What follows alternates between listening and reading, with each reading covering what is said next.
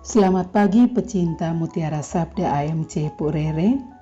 Salam kenal dari saya Valentina Wendenong yang biasa disapa Mama Ina, umat KUB Santa Katarina, lingkungan Santo Thomas Rasul, Paroki Persiapan Santo Marinus Purere. Dan saya sebagai ASN saat ini bertugas di Sekretariat DPRD Kabupaten Ende. Saya senang sekali diajak dan dipercayakan dalam pewartaan Mutiara Sabda ini, edisi Rabu 6 Oktober 2021. Injil pada hari ini diambil dari Injil Lukas, bab 11 ayat 1 sampai 4. Hal berdoa. Pada suatu kali Yesus sedang berdoa di salah satu tempat.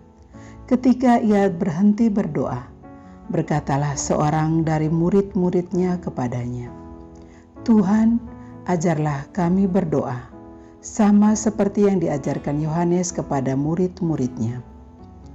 Jawab Yesus kepada mereka, "Apabila kamu berdoa, katakanlah, Bapa, dikuduskanlah namamu, datanglah kerajaanmu, berikanlah kami setiap hari makanan kami yang secukupnya.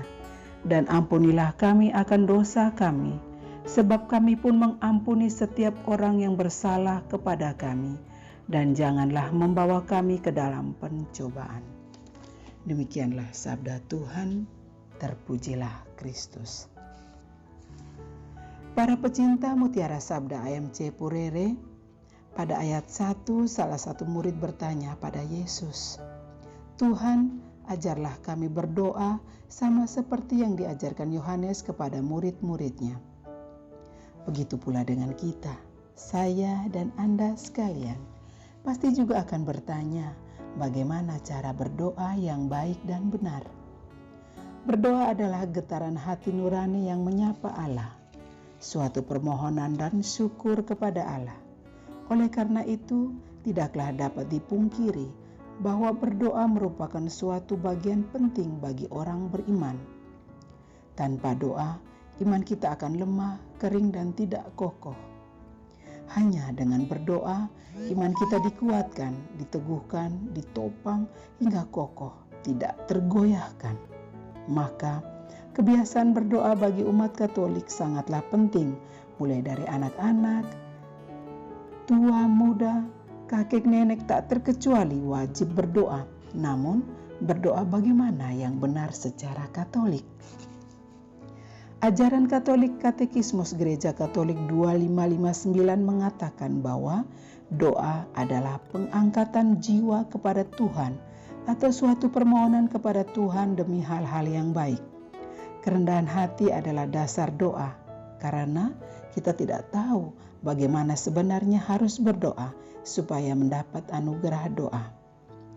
Supaya mendapat anugerah doa, kita harus bersikap rendah hati di hadapan Allah. Menurut pengalaman rohani Santa Teresia dari Lisieux, doa adalah berdoalah menurut pola doa Bapa kami.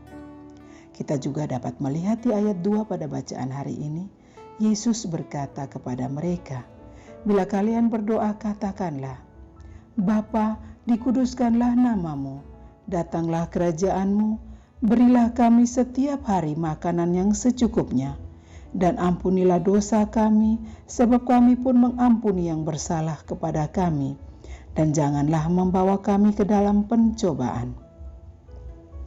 Dalam doa Bapa kami ada 3 pokok penting yang mendapat perhatian saat kita hendak berdoa. Yang pertama, menyebut nama Allah dengan atributnya. Menyapa Allah sebagaimana Bapa yang sungguh dekat di hati manusia. Dia yang tidak jauh namun ada dan tinggal di antara kita, sehingga kita memohon datangnya kerajaannya di dunia. Yang kedua, intensi atau permohonan kita kepada Allah, yakni berilah kami rejeki setiap hari, juga kesehatan jiwa dan badan. Yang ketiga, menutup doa dengan memohon agar dikuatkan iman kita sehingga tidak jatuh dalam pencobaan. Terakhir, setiap doa yang benar dan Katolik ditutup dengan rumusan panjang dan lengkap bersifat ringkas, Allah Bapa, Putra, dan Roh Kudus, atau rumusan pendek, demi Kristus Tuhan dan pengantara kami. Pola doa Bapa kami memberikan contoh kepada kita untuk berdoa secara benar dan sungguh. Pecinta Mutiara Sabda AMC Purere di mana saja kalian berada, sikap-sikap yang menyertai doa yang benar. Yang pertama, berdoalah dengan tekun. Mintalah maka akan diberikan kepadamu. Carilah maka kamu akan mendapat. Ketuklah maka pintu akan dibukakan. Kedua, berdoalah secara tersembunyi dengan rendah hati. Tetapi jika engkau berdoa, masuklah ke dalam kamarmu, tutuplah pintu dan berdoalah kepada Bapamu dengan segala kerendahan hati, karena kerendahan hati adalah dasar dari doa yang benar. Ketiga, berdoalah dengan tidak bertele-tele. Lagi pula dalam doamu itu janganlah bertele-tele seperti kebiasaan orang yang tidak mengenal Allah. Mereka menyangka bahwa banyaknya kata-kata doanya akan dikabulkan. Berdoalah dalam pribadi Tuhan Yesus. Berdoa itu mempersatukan umat beriman dengan Allah Bapa. Hal ini ditekankan oleh Rasul Paulus kepada jemaat di Efesus. Aku berdoa supaya kamu bersama-sama dengan semua orang kudus dapat memahami betapa dalamnya kasih Kristus, dan kita dapat mengenal kasih itu yang melampaui segala pengetahuan. Aku berdoa supaya kamu dipenuhi dalam seluruh kepenuhan Allah.